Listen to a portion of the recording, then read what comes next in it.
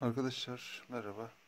Bu görüldüğü gibi kablolu küçük elektrik süpürge Fakir'in darky 1600 güçlü bir modeli. Kablolarda bir sorun var. Bazen temas ediyor, etmiyor. Bunun arızasını bulacağız. Yani motor sağlam çünkü temas sık var. Sanırım kablo da olabilir. Genelde dipleri bu arıza yapıyor. Arızayı bir tespit edelim. Evet, önce bir kablosunu açayım. Şöyle açalım. Evet, kabloyu komple açtık. Fişe taktık. Bakalım. Çalışmıyor. Genelde şu diplerden yapıyor.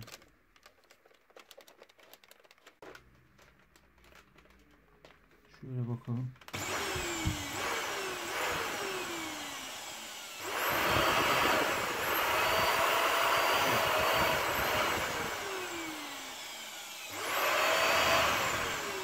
Evet.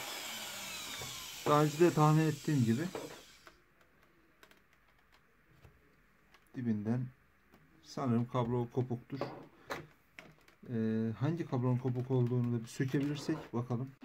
Önce bir sökelim. Tabii fişimizi çekeceğiz.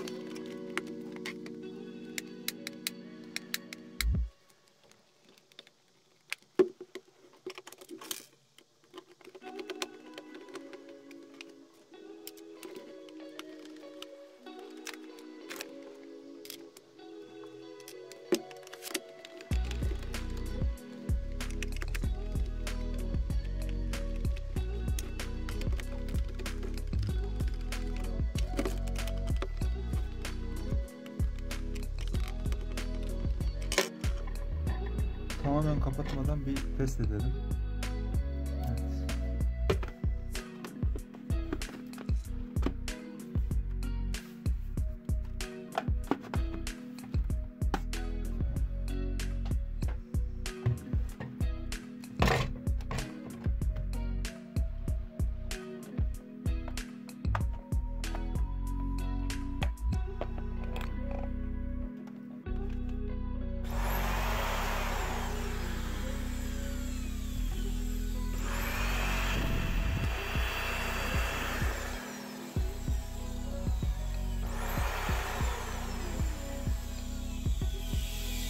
Okey.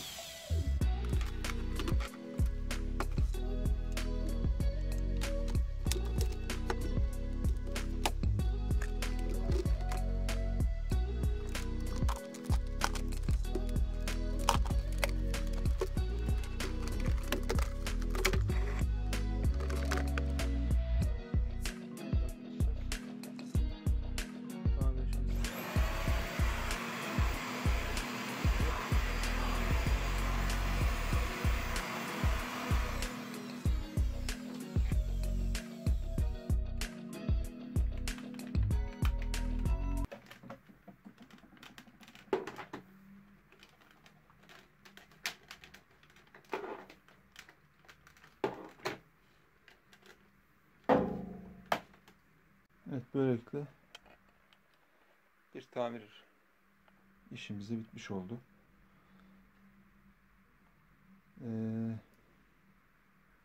Eğer kablomuzun orta yerinde kopukluk olsaydı arkadaşlar şöyle kontrol ede bunu çalışır vaziyette bırakacaktık. Kontrol ede gidecektik ve oradan kesecektik.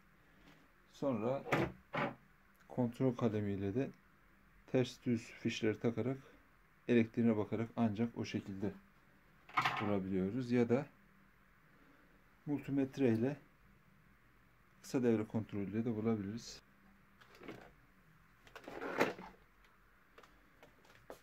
Evet arkadaşlar, izlediğiniz için teşekkür ederim. Bir ev tamir videosu olsun böyle de. Teşekkürler.